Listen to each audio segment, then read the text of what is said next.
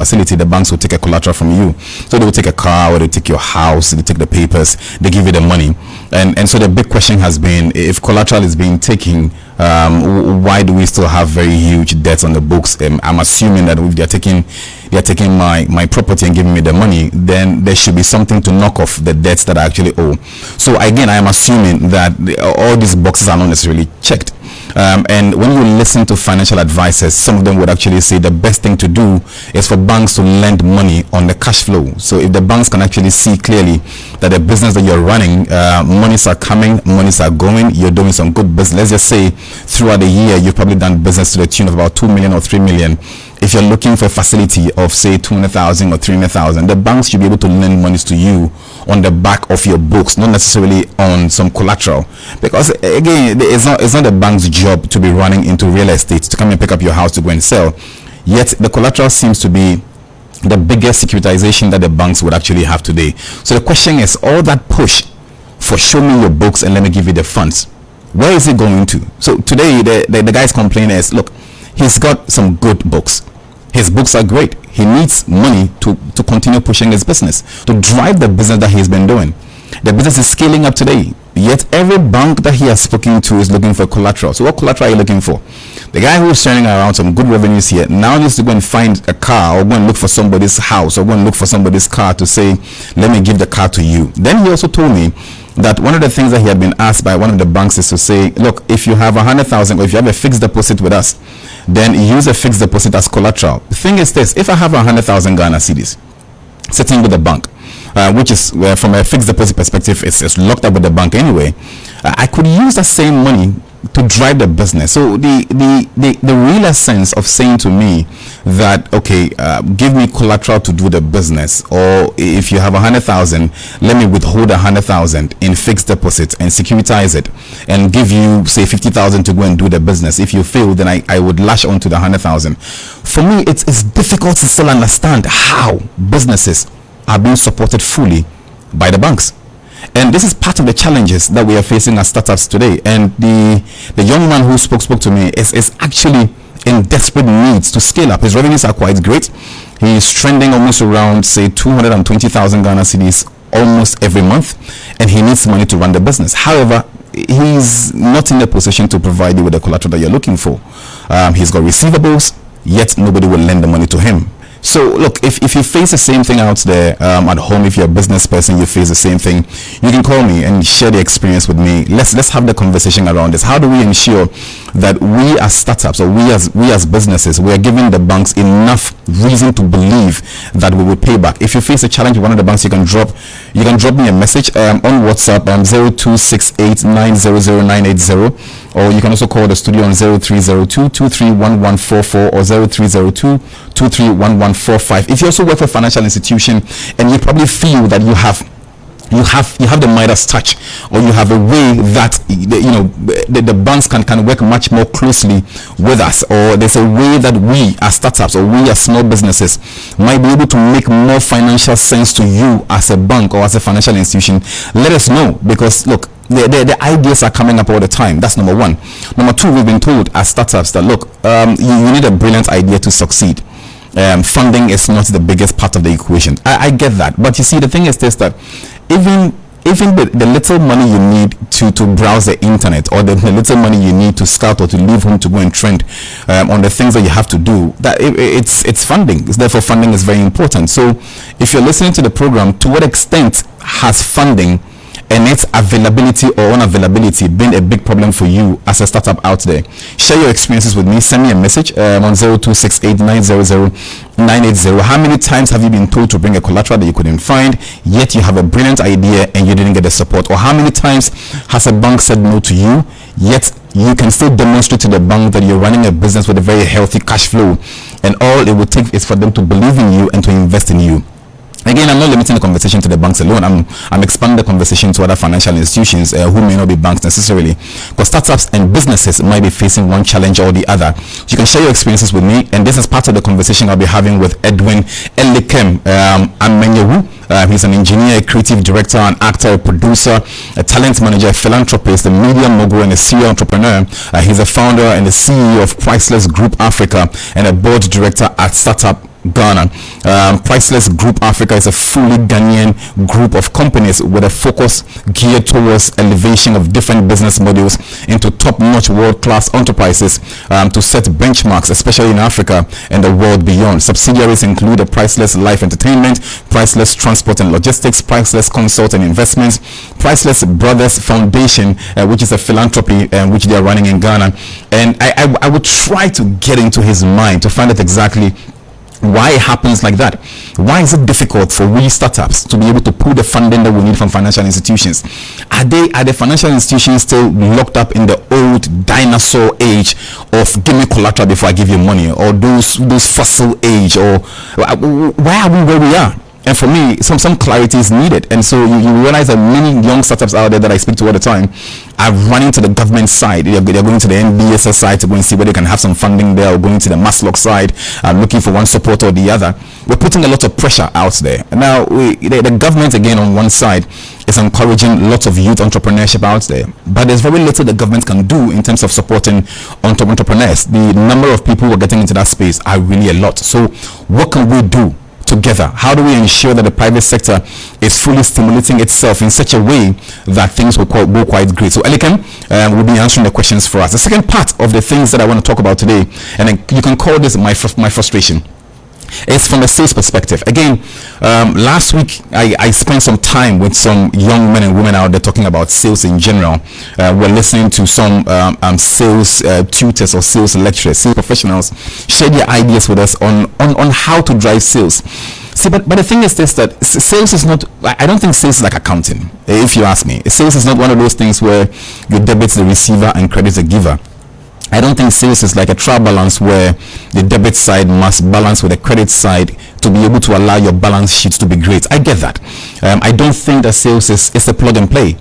And for me, the biggest challenge with sales is not the modules out there. It's not a funnel out there. It's not a salesforce.com that you need to get into. It's not about having that Excel sheet that probably has all your numbers in there, because you see, there's no amount of data preparation, there's no amount of 7 steps to being a successful salesperson or 24 steps to become a successful salesperson that would make you a successful salesperson.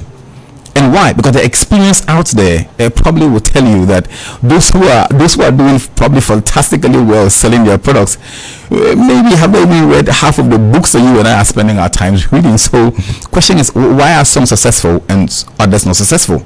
I follow this up with someone who's been quite instrumental within the particular space, and the person has been great and selling a lot. And he shared a couple of things with me. One, he threw all the books aside and said the first thing you must consider is that when you're selling to somebody else who's not you. Now, selling to somebody else who's not you technically means that you must know a you in your life. So let's define the you in your life. The you in your life is simply the people that you find in your church, the people that you find within your community, the people that you find within your school, the people that you find within the bus, the people that anybody who's not you is somebody you can potentially sell to. My previous colleague Stephen Essien used to say that anyone who's not you is a customer. And therefore, as you are interacting today, as you are in a trotro, or as you are in the Uber, as you are going to church tomorrow, the question is this: the products that you are selling, who are you speaking to about it? So for me, the most important thing within the equation of selling is a network you have. It's not the Excel sheet. It's not the templates that you're building. It's not it. It's your ability to take advantage of your network. So who's within your network today, and who can you talk to?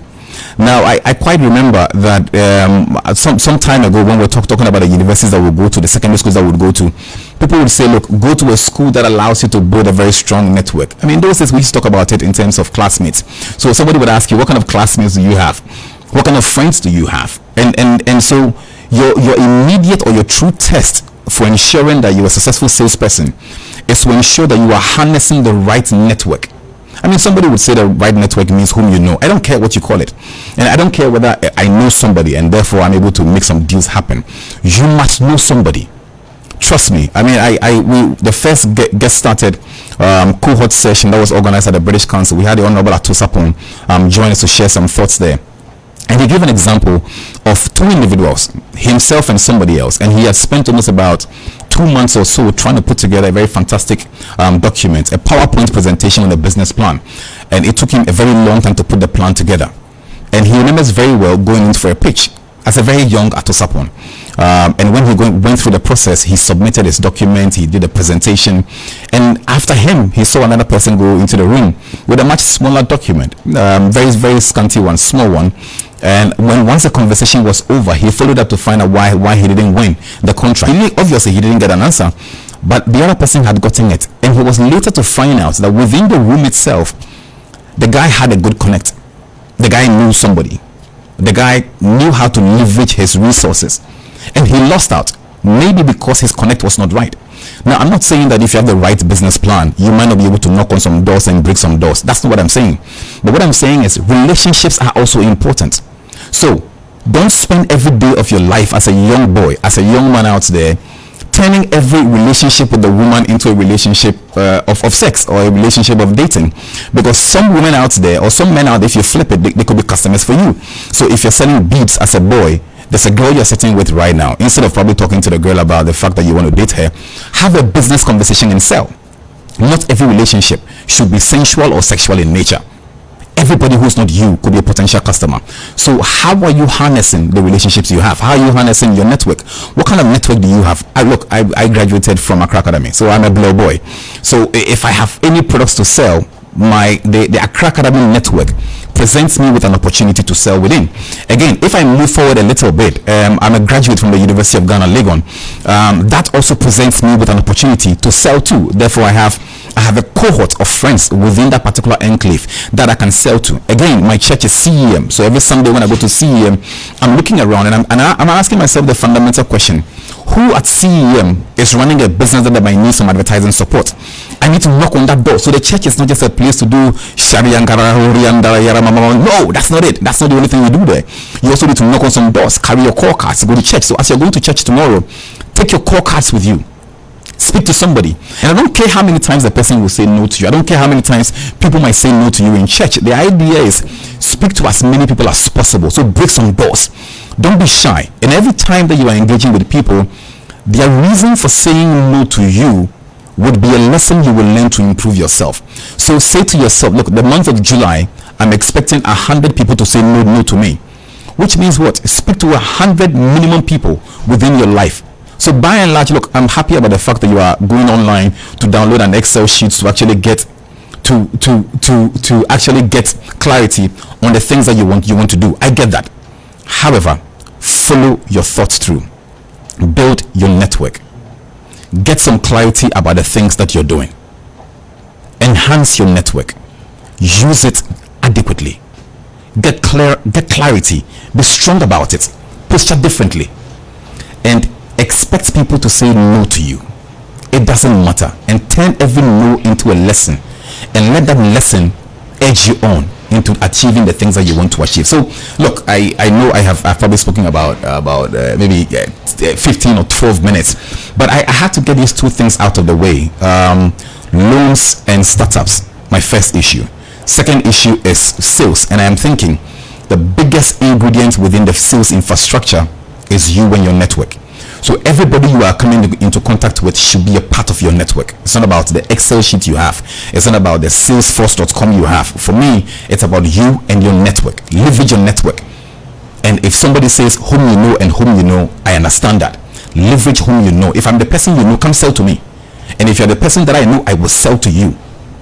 So think about it. If your thoughts are completely different from what I've shared, you can also drop me a WhatsApp message. I'll read it out here: 0268-900-980, or you can call the studios on 0302-231144. And let me come into the studio and introduce my guest to you. Like I said, his name is Edwin Elikem. He's an engineer, a creative director, he's an actor, producer, talent manager, a philanthropist, media mogul, and a serial entrepreneur. He's a founder and CEO of the Priceless Group Africa and a board director at Startups Accra, Ghana. I'll get into a couple of the details with him, but let me just introduce him. Elikem, how are you, sir? Fine, thank you. Good afternoon. Everything good? Everything cool. How was the other interview? It was okay.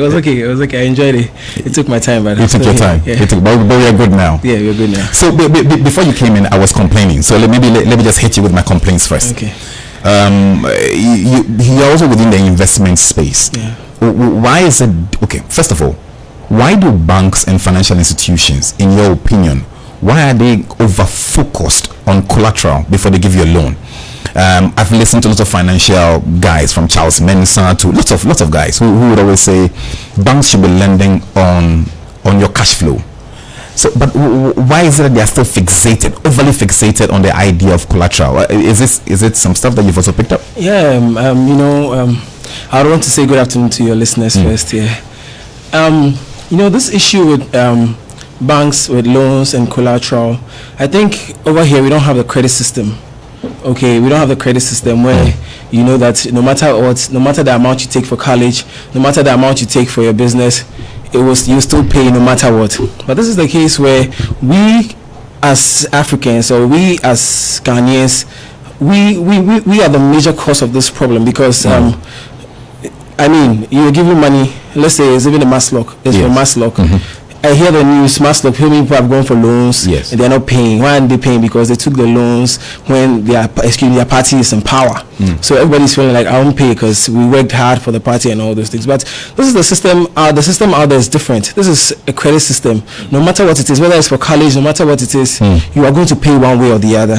You see, that's the whole point. So banks taking collaterals here, I think it's one way for them to also stay alive. It's one way for them to stay alive, because looking at your cash flow, if you're supposed to be saving with this bank and then they realize that, okay, this is the amount of money that comes into your account, this is the expenditure you do, this is the kind of life that you live, this is the expenses that you make, it can give them a fair idea of who you are, what you do, and the kind of things that you do with your money.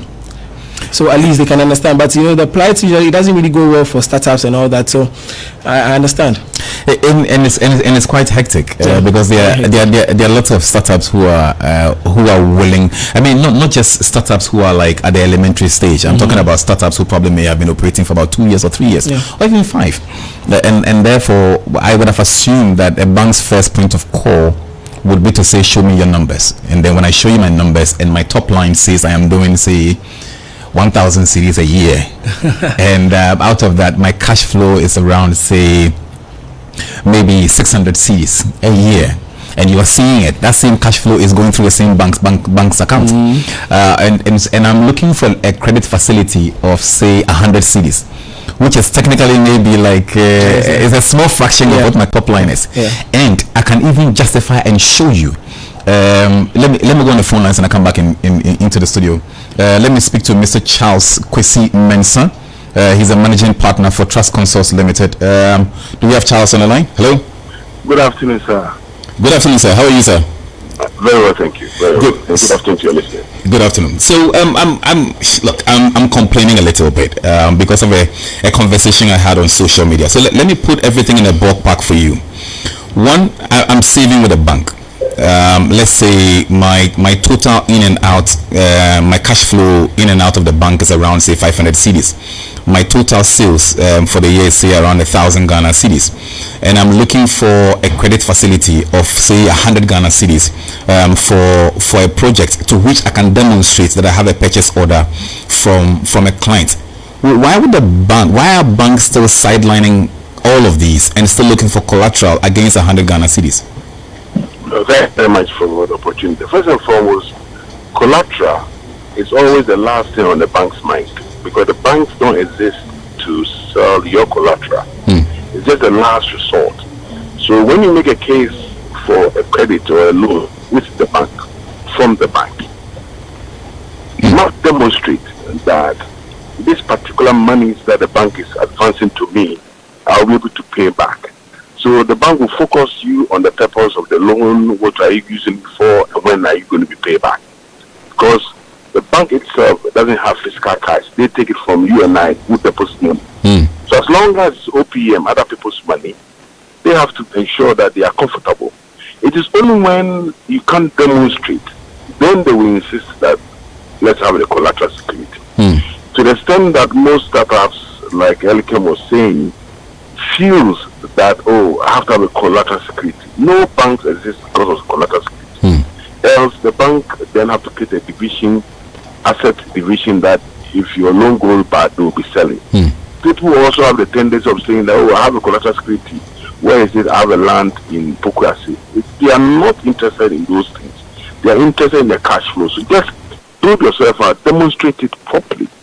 Because if they know that you are going to sell to company A, and the company will pay you in 30 days and 60 days time, and Company A is a very solid company, what they will do that they will structure the deal in such a way that when the company is making out the checks to you, they will make it in the joint names of you and the bank. So this is where they need to have some level of training, some level of understanding. It's not always collateral. It's only the likes of the microfinances and the small savings and loans bank they will come in. The third one is the mainstream, but they will act because they don't trust the proposal that you brought. But they are not too sure of the industry. They are not too sure about every other thing. Let me give you a last example, Jesse. If you get an LPO from one of the multinationals, if you get an LPO from them, and it is clear that you are going to supply them XYZ, when you go to any bank, you are looking for a loan. There's no way, because they know that you are buying the goods from another company, processing it a bit, and selling it to a multinational. They will structure the deal without asking for a collateral.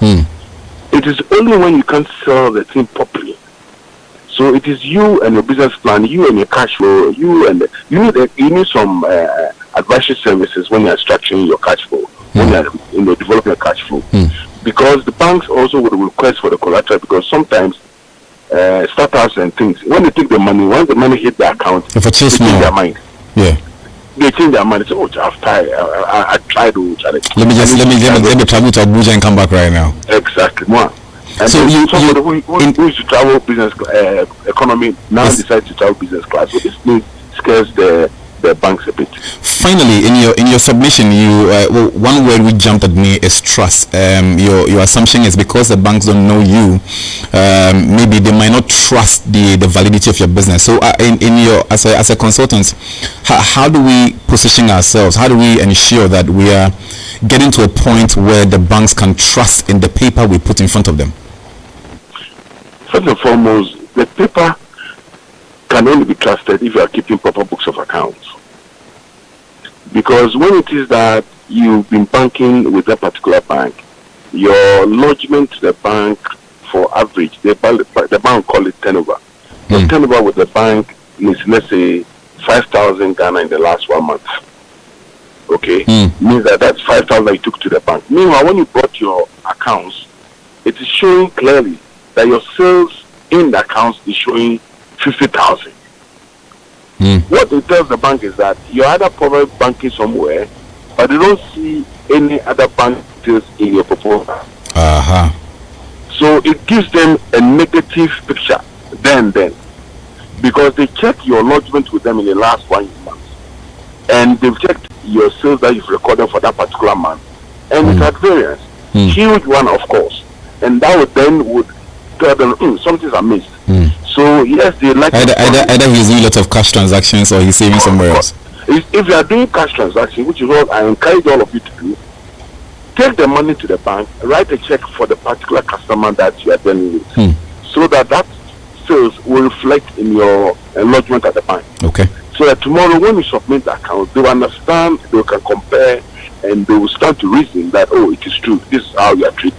Okay. But anything short of that, you have a bit of problem, and collateral will always reign. Charles Spencer, we would find some time in detail and probably bring you into the studio, have a much more lengthier conversation from the numbers, the financials, and how we can build trust. Thank you. Thank you so much. So that was Charles. Let me come into the studio. I saw you nod and shake your head a little bit. So tell me. Okay, so for me, I'm going to talk for the startups. Okay. He has said a lot. Okay. These were quite insightful and very detailed. Okay. Now, I'll take it from the first point. You see, much of these startups don't have the financial literacy. Most of the things that he said, if I'm supposed to ask somebody who's running a startup right now, the person will be so confused. Let me be honest with you. Because one, we already have the notion, going to the bank is going to take you through so many things. Like, you have to provide this, provide that, do this, do that. Like, there are so many things that you would have to go through.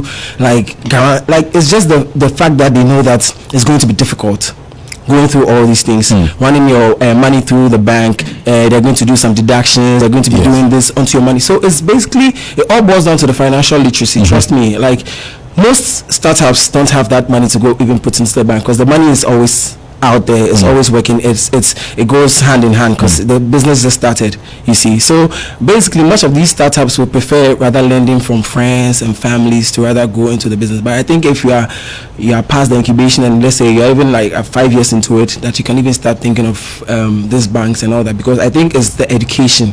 So you probably he used the word trust. You were using the word education. So if I hear both of you correctly, if we get the right education, we can be able to make ourselves ready to be able to be trustworthy for the bank. But I guess for me, at some point in time, we need to have a conversation within the studio on the balance between say cash flow and then collateral. And to his point, the collateral is important because the banks don't know you. Maybe they don't trust you that much, and therefore I want to put the banker in this chair. Okay. Or maybe somebody from a non-financial institution within that particular chair. Maybe have you as an investment person in that chair, have him as a consultant in that chair, and probably also have two young entrepreneurs who've been denied of that process over a while, and have a very candid conversation. So maybe the production team would take a look at that. How do we get to realism beyond the entire fine talk? But let's talk about Elikem. Elikem. So Elikem is an engineer. He's a creative director. Your business, the group, is a Priceless Group Africa. Why Priceless Group? Okay, so when we started this company, all we believed was that Africa was priceless. Africa is actually priceless, that we can always set the pace for others to follow. I came to the realization that we would accept WhatsApp from the top, like let's say from the diaspora, better than assuming the WhatsApp was made by us. I'm not sure it would have gone worldwide like this. You get it? Yes. True. So we've got a weird mentality like that. Yes, we've got a weird mentality like that. So yes, assuming it was even if it was a Ghanaian who even did it with somebody out there, would have still gone up. But if it was launched from, let's say, Ghana, an app has been launched from Ghana, like WhatsApp, it becomes like, you get it. So basically, we believe that Africa is so priceless. There are so many things that like we can do. You know, humus is black humans. So like we are the originators. We are those that like have the mental power to do so many things. So we as a company believe that Africa will set the pace for others to follow. So that's how we are trying to turn the name Priceless is coming out of the opportunity sizing you've seen happen within Africa. Exactly. And again, if I take a look at Priceless, I see Priceless Life Entertainment. So I see that when Uber was launched, you took advantage of Uber. Exactly. So we will talk about that.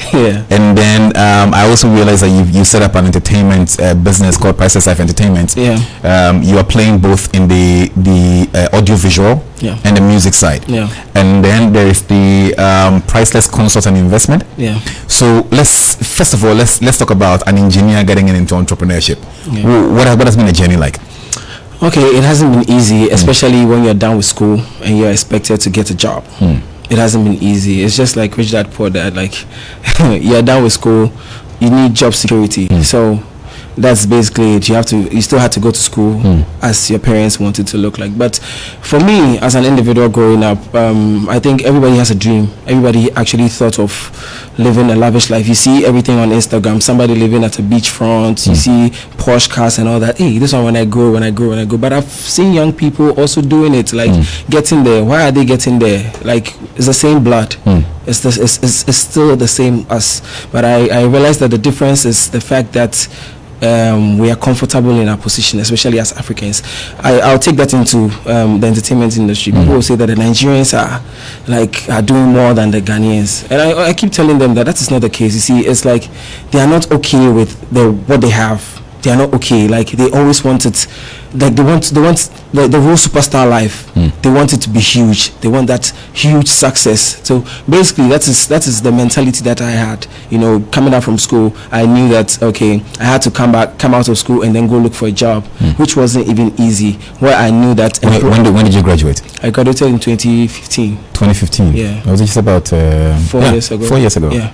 Okay. Yeah. So this whole journey is about 4 years. Before, when I was in uni, when I was actually in uni, that was like 2012 getting. Okay. So basically, I already had a mindset that coming out from school, it's not going to be easy looking for a job, because we've heard the story. You keep hearing this thing over and over again. There are no jobs. There are no jobs. There are no jobs. There are no jobs. Youth employment. So, I mean, what can you do as an individual to also create jobs? Okay, so one of my inspirations and my motivations was actually to create jobs to even employ my mates. Honestly, that was one of my inspirations. Like, we shouldn't sit down, because I still get people asking me, Charlie, I'm home. Like, okay, this party came in and I was sacked from work because the party employed me, so I have to stay home. And like, I keep asking myself, like, how long would that cycle? How long would that be? You understand? So it's basically the way we want to just change our standard, because for me, I don't want to live an average life. That is why I decided to go on to the entrepreneurial journey. Okay. When we come back, we'll be scaling up the conversation a little bit. What was his first business that he started as a young person, which means that technically the business of his idea has been running for about 6-7 years now. And what does it look like having a 6-7 year business on paper, moving it from transportation to investment into entertainment? We'll try and crystallize that when we come back. You with the right bank? With First National Bank, you can bank with a digital partner that actually understands your business. Transact, invest, trade, and borrow, and enjoy massive value. Get a business check account, a day-to-day transactional account for all businesses from all sectors of the economy. Access our online banking enterprise and bank your way 24/7. Invest with our short and long-term options that enable immediate access to funds. Optimize your cash flow, raise capital, and acquire assets with ease with our lending solutions. Trade with speed, consistency, and innovation with our global payments and forex solutions. First National Bank. How can we help you? Most people only pay attention to the final product of successful entrepreneurs. What they never see are the obstacles entrepreneurs have had to overcome, the struggles, the rejections, the criticism, the naysaying, the empty bank accounts, and the sleepless nights. But one thing is for sure, they never give up. Entrepreneurs are risk takers, record breakers, and difference makers. Ariana Huffington once said, you have to do what you dream of doing, even while you're afraid. So join Jesse Agyepong every Saturday on the Get Started Show between 2 p.m. and 3 p.m. as we explore, support, and promote the startup journey together right here on Starrfm103.5fm. Get Started is brought to you by First National Bank. We are a bank that understands your business. First National Bank. How can we help you? If you really want to get beyond the challenges that I spoke to you in terms of banking and funding, speak to First National Bank today. Speak to their advisory unit today. Get that conversation going. Don't just walk into the bank with lots of paperwork on needing a facility if you're unclear. If you want to bridge two key things, Elikem calls it education, Charles Mensah calls it trust. Then speak to First National Bank's advisory unit. Try and build a very strong relationship. It gives you clarity and it puts you in a better position to do the things that you love, and it puts you in a better position to build your business. Back into the studio, I'm speaking to Elikem, and he's beginning to walk our journey now. So which one was your first business that you started? Okay, so my first business that I started was Priceless Consult and Investments. I call it the Cash Farm. There's a cash farm. I call it the Cash Farm. Okay. I call it the Cash Farm because that is where everything started from before I actually got. So that brings the money for the rest. Okay. That's basically that brings the money for the rest. That wasn't something what I really loved doing. Like it's really to entertainment. You know, I went way back in school. I was in a science class, a very serious science class. I gave my colleagues listening, they'll tell you I was the only person who was into entertainment. I was the only person giving them filler. I was the only person like God a filler. So it was like opposite, like, yo, why are you wasting your time? Yeah. Go to uni, I was still doing the same thing. I was still doing my science and I had to do that. So it's something that has been a part of me. But I had to do something I didn't like to be able to fuel what I like. So basically, I started the company when I got to uni, especially when I moved to Pentagon Hostel. I was in the University of Ghana. Okay. So when I got there, when I got to school, okay, everybody felt, okay, this guy like can get you everything. So from artists to call me, yo, we need girls for a music video, and then I deliver. Okay, we need this for a music video. I deliver. We need this to do this this thing, I deliver. Like everything anybody asks me, even if I don't have it forehand, I'll give you the plug. Like I'll connect you. So everybody felt like, yo, there is nothing that you need with me that you wouldn't get. So as I speak to you now, some of these things have actually influenced my decision to go into certain businesses, because I wouldn't, just yesterday it happened the same way. I don't have a modeling agency. Somebody asked me for models to do something. I made money out of it. I didn't have to do anything. All I had to do. So you're sniffing around for the opportunities. So that is where I come in with startups. I usually don't like it when I hear people say we don't have money to start. We don't have money to start. I didn't have money to start. I made money off people's products. It's just like Airbnb. It's just like Uber, car. It's like most of the businesses, no, they didn't really have a thing, but they created. So but I was money. Margins. Exactly. So somebody wants to like I force my way out. I have my social media. What are you using it for? I post it. Somebody sees it. Even if it's 100 CDs I get, it is money I can use to do something. So I usually don't like when people keep going like there is no money to start. There's no money to start. I didn't have money when I started my business, but then that was where I started from. I started making money. I have a friend who says that sometimes we should separate the idea of capital for business and money for life. So you may not have had the capital for the business, but you had money to get you around. No, I won't say I had money to get me around. Oh, come on. I mean, I tell people, I say this thing on my status often that keep reintroducing yourself. Yes. If I say that, it simply means somebody might actually, we're also into event rentals, okay? Yes. People forget. Somebody will be done with their wedding and be like, oh, I forgot you do event rentals. I could have come to you. The thing is done. You lost it. But I keep posting every day. I keep telling you. You're always putting yourself out there. Yes. So I keep telling you. So immediately they mention event. Okay, Elikem. You get it. So the first person that comes into your head is me. Okay, I'm looking for somebody to buy my car. Elikem. You get it, because I'm always trying to deliver. So you're an aggregator of a sort. Yes, exactly. So I always want to give the final piece of what will bridge the gap between a customer and then a buyer. So that was how I actually started my business. And now I got more interested in this whole financial services. That's what we are doing. We started with, because when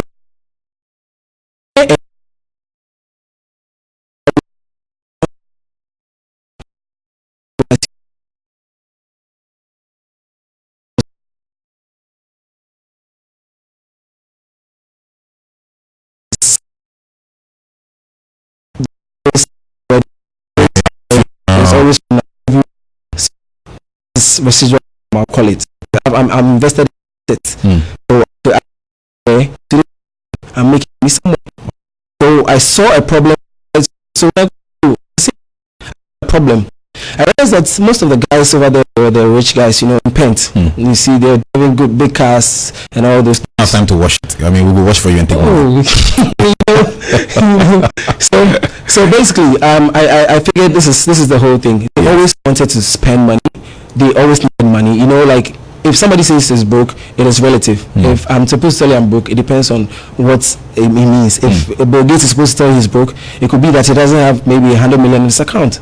You get it. So these guys, I realized that they always had to go out, go chill. They always needed money to do stuff, to impress girls, to change something, to spec their cars. So what I decided to do was the little money that I had, I was getting commissions from people's sales. Like I sold a car for someone, sold this for someone, sold this for someone. I never give the business out. But that one, you get me. In any business, I never tell you, okay, I have somebody take the number. You could do the thing yourself. I would do it. So I'd rather do the talking with the person. How much are you charging? I'm charging 100 CDs. Okay, it will cost you 150. Can you afford it? And then I know I make my commission of 50 CDs. So I realized that these guys needed money all the time, like frequently. So the little money I had, I started giving it out as loans. Loans, okay. So I started giving loans out in school and taking. So when you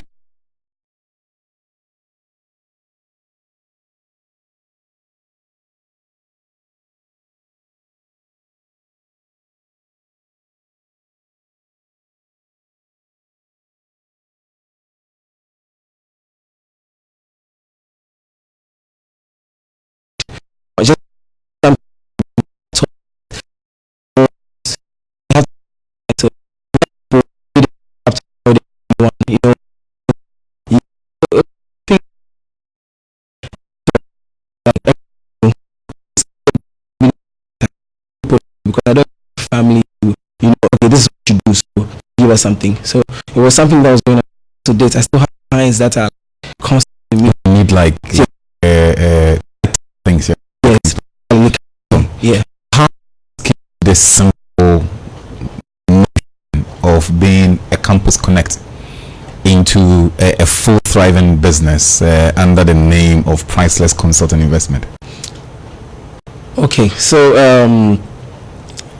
looking at the journey, okay, I keep telling entrepreneurs to eschew overnight success. It started little. As I'm talking to you, I have organizations who come for money from me because I'm doing something different from the banks. It's instant, like you need it today. Sometimes that is where the problem is. You have to go through a process to go to the bank. You have to go through so many processes before you get the money. You could lose the business and all that. So I realized that it was something that was good. It was ongoing. It was a way for me to save money. That was how I saw it. Because if I'm supposed to give you my 1,000 CDs, you're supposed to bring it to me in 2 weeks and then probably add 100 CDs. It means that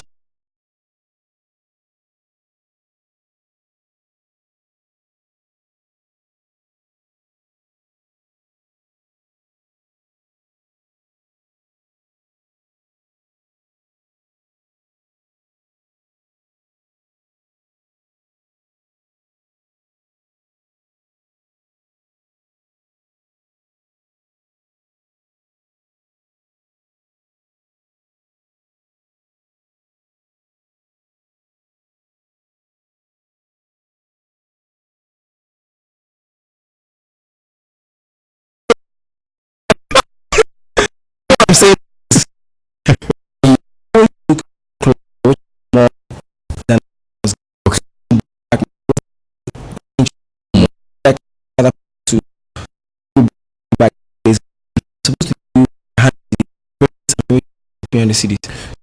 you've scaled this up and now it's official. I have a name, Priceless Consulting Investment. Tell me about the transportation and logistics. Okay, so again, listeners, conversation with him is to let you see how people's simple ideas and they step forward to grab it and do it great. So if you read the literature about his business, Priceless Transport and Logistics was birthed when Uber arrived in Ghana, and since then it's had some tremendous improvement with the addition of courier service. So he heard Uber was in Ghana. I want to find out what he heard and what he did. So just simplify it in plain language, plain English. Okay, so Uber they come. So what? So Uber is coming, and all you have to do is to get your car on the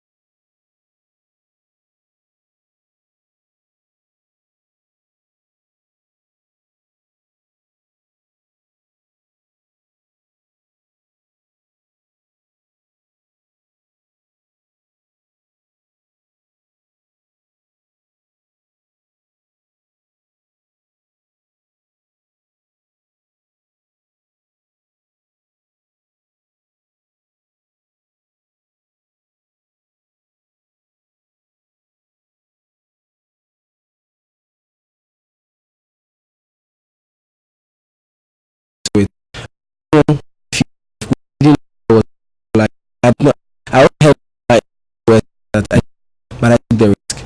That's the thing.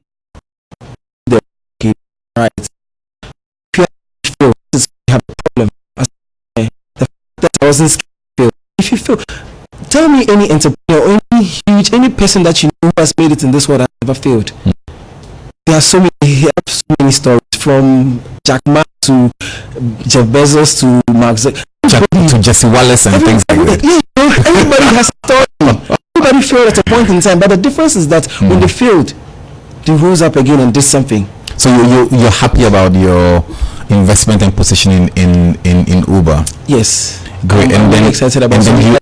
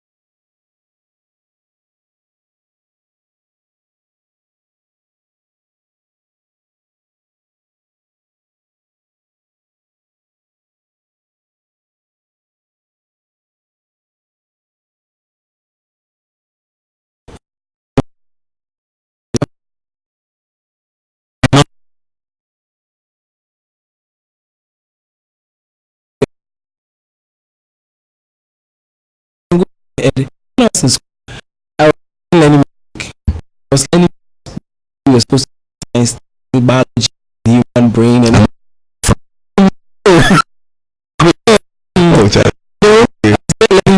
I wanted to understand that is something okay, but going into that industry might not really do anything for me. And it's just like music, how parents are giving young artists pressure. Maybe could you